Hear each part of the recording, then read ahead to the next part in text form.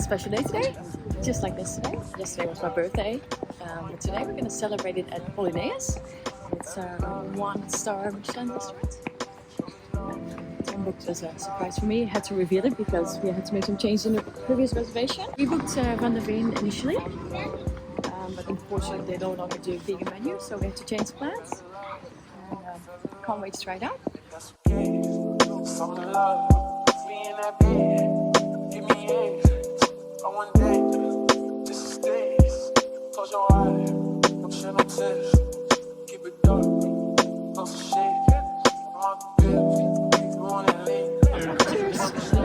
A bit of time to kill, so the restaurant's right there.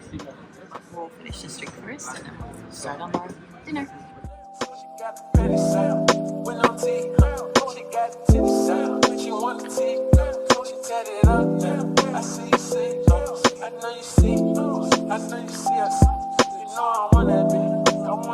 To start with, we had champagne.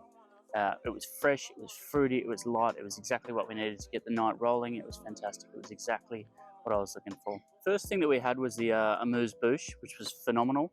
It consisted of 4 different amuse. The first was the rhubarb, which was absolutely phenomenal. It was tart, it had a slight sweetness. There was a radish, which was sweet and creamy, which was quite shocking because it was so small and petite. The next one was the vegetable fossil, which was insane. This was unlike anything I've ever seen before. It's their version of a flatbread, and it was flat and it had various different types of vegetables pressed into it. It was super unique, unlike anything I've seen before. But without a doubt, the cream of the cake for the entire amuse-bouche was the onion ice cream, which was a unique take on a cold pickled salad onion, somehow turned into ice cream. It had the tanginess of pickled onions with the sweetness of ice cream, really, really unique. And it came in these cute little cones that we just gobbled down. It was fantastic. It was really, really nice food. There was a warm amuse, which was fantastic, which was asparagus served on a plant-based foam, which had tarragon and puffed buckwheat. The puffed buckwheat was a bit like rice bubbles, but with a little bit more chew and really satisfying crunch as you ate through them. Really nice. And the best part was I could share this in its entirety with Steph because it was completely vegan. The amuse-bouche had been crafted by the chef to be fully vegan. It was absolutely unreal to share that with Steph. Next came out the bread. It was fresh made in-house. It was fantastic. And then each time we finished the bread, they would replace the herb butter. The herb butter, I can't explain. It was almost like a foam. It didn't have that density of butter. It had the sort of the light and fluffiness of almost whipped cream. It was so, so good. And it just kept coming out plate after plate. It was really, really nice. I know the butter looks mouth-watering and I wish I could have tried it, but the good thing was that they tried to come up with a really nice alternative. So they had oil with, correct me if I'm wrong, 20 herbs and spices, homemade. Wish they would sell it because it was really, really good. And what I did was basically dip the fresh bread in the oil, a little bit of salt. I think it was a really, really good solution for the butter that they could not provide vegan. So 2 things happened after the amuse-bouche. We were approached by the waiter with 2 origami envelopes. One was for the first dish, get to that. The second was for the menu. I had opted for the Dutch cuisine menu. Steph had opted for the vegan menu, or the plant-based menu they call it at Bolenius. The unfolding of the menu was quite unique, never seen anything like it. Steph unfolded the smaller of the 2 envelopes, which presented a very interesting dish. The dish was the plant menu, or the taste of the garden menu. This was a list of ingredients that comprised dish number 1 of the tasting menu. It was 20 or 30 of the ingredients grown in a small field just around the corner from the Bolenius restaurant. They go there, it's hyper seasonal, super simple, super understated. There was a slight sauce, I think it might have been tomatoes grown in the garden. Super, super understated, but very fresh. Gave us a great taste of what was to come next. They serve the first dish at the same time they bring out the wine pairings. There were 2 options, a €75 pairing or a €220 pairing with deluxe wines. Steph and I are pretty broke, so we got the €75 pairing. The next dish was the razor clams with white asparagus. The dish was beautifully presented. The asparagus was interlaced, almost like a hatched quilt. It was sort of weaved almost. It was beautiful. It was also served with the puffed buckwheat from the previous dish.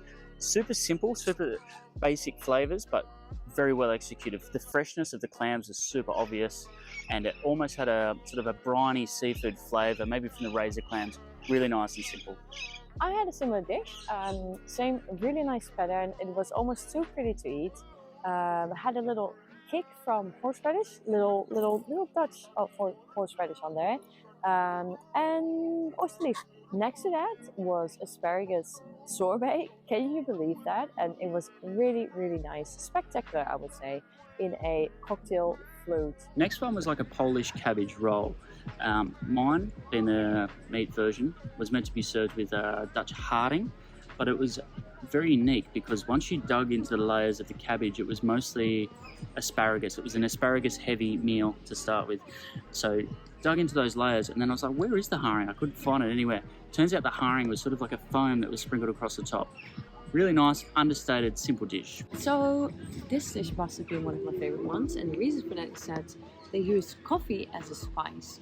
Now, I've never seen that before, and I'm also not sure if I would do that at home, but the way they did it with asparagus, coffee sprinkled over it, yeah, one of my favorite things I've ever tried. Next was a celeriac dish for me. I think it was meant to be like a steak, and I've noticed that every time we go for a like course menu or whatever, they come up with celeriac as a substitute for steak. And I have to say it was really nice and meaty, soft, juicy, salty, just perfect. My next dish was a work of art. It was a piece of turbot. They covered it with a mashed potato, but a really fine mashed potato to sort of dress it. So it sort of looked like pastry, but when you bit into it, you didn't have that same chew. And then to top the mashed potato, they had carrot and apricot stripes. It looked like a bit of a tiger or some sort of African animal.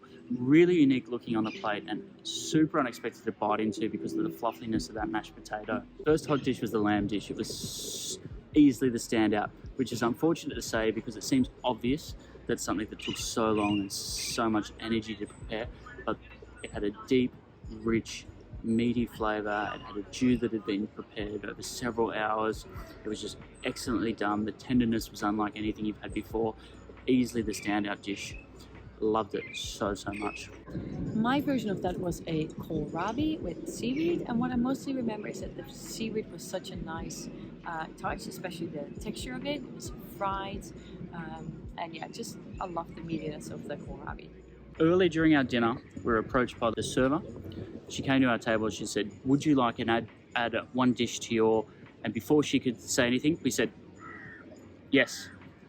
She walked away from the table. We had no idea what we were getting ourselves into. What she had been asking us was, would you like to add our specialty dish to the menu? It turns out it's an oven-baked beetroot, which is covered in clay, put in the oven, slow cooked, and then it gets pulled out of the oven. It's left to rest 40 minutes, and then they cut layer by layer the skin of the beetroot off until all you're left with is the most tender, unbelievable, rich tasting beetroot you've ever had in your life. It was amazing. I just talked about the lamb dish being the highlight of the dish. This was so good, so rich. The depth of flavors from vegetables was unbelievable. It was vegan, so Steph and I were able to share the enjoyment of this dish, and it was really unique. Beetroot, I mean, signature dish. I'm so happy that we took it. I think it was really the highlight of the night for me. And next to it being a very meaty kind of vegetable, of course, the way it was prepared. Nice and smoky, by the way, very smoky. It also came with a really nice gravy. It was hearty, it was salty, it was just uplifting the whole dish. Last but not least was dessert. I got a single strawberry with a catch. The catch was that it wasn't a strawberry. It was a gelatin base to a sort of a skin that encapsulated ice cream in the center, We spoke to the chef, the same guy who carved our beetroot, and he said that he individually pipes each individual seed onto every single strawberry that comes through. So props to the chef from our evening. As you cut through the strawberry, you got that sort of gelatinous sort of cut, and then it exposed the ice cream. I'm not a big dessert guy. Generally, I find with desserts at Michelin restaurants or fine dining in general, they're a bit of an afterthought and they don't leave a memorable impression on your brain. This was easily the best dessert I've had in a long, long time from a Michelin restaurant, and I left with a tangy, sweet aftertaste lingering in my mouth. If I have to be a little bit critical, I am a sweet tooth, and I'm always very much looking forward to see what they offer as dessert. I always hope that it's maybe something chocolatey, fruity. This time it actually wasn't. Even though it was a very creative dish, it was called blote billetjes in het gras. When you see the footage, you will probably understand why, but the flavors were not as sweet, but this is just like a personal preference. It was more a bit like bitter, but I see why it was dessert. Overall, least favorite part of the meal. As I mentioned at the start of this video, that this was going to be my birthday dinner. I could not be happier to see Tom enjoy most of the same things that I've also been enjoying, and I'm very thankful for this experience, and I'm also very happy that this is becoming more of a trend where chefs put a lot of thought in vegan dishes, not meant to be vegan, but really back to basic, really making the most of vegetables again. And I've had a great dinner, great surprise. Thank you, Tom, thank you so much. Final thoughts: great service, great place, interesting location, not a place where we would normally explore options to have for dinner. It's more like the business area in Amsterdam, but very thoughtful stuff. And again, like I said before, I just love how creative they are with vegan dishes. My final thoughts were, this place seems chronically underrated. Now there's a few reasons for that. One is we went on a Friday between a public holiday Thursday and a Saturday. My estimation would be that it seats about 40 people. 3 tables were full. A double, a 4 and another double. So I'd say it was operating at 1/3 of its capacity. Therefore, we had pretty much a private dining experience with a very attentive sommelier who had lots to say about the wine. He was really attentive. The wines matched perfectly. It was perfect, really nice experience. We had a direct view of the chef's kitchen, which was sort of 2 or 3 feet away. We were sat right next to the wine cabinet, which was super cool and unique. And then on the way out, the entire vibe of the venue had changed. It was very bright and airy when we walked in. And then as we left, it was sort of pink and gloomy. It had this sort of, extraterrestrial feel to it. Really nice. And then we walked out into an area which is fairly remote in Amsterdam. But in saying that, I really enjoyed my time there. And I would recommend this place to anyone, any time of the week. And I really like the fact that they've got a full-time vegan menu. It's not an afterthought. It's their pride of place right next to the meat eaters menu. So anyone can go there without feeling alienated. Really great place.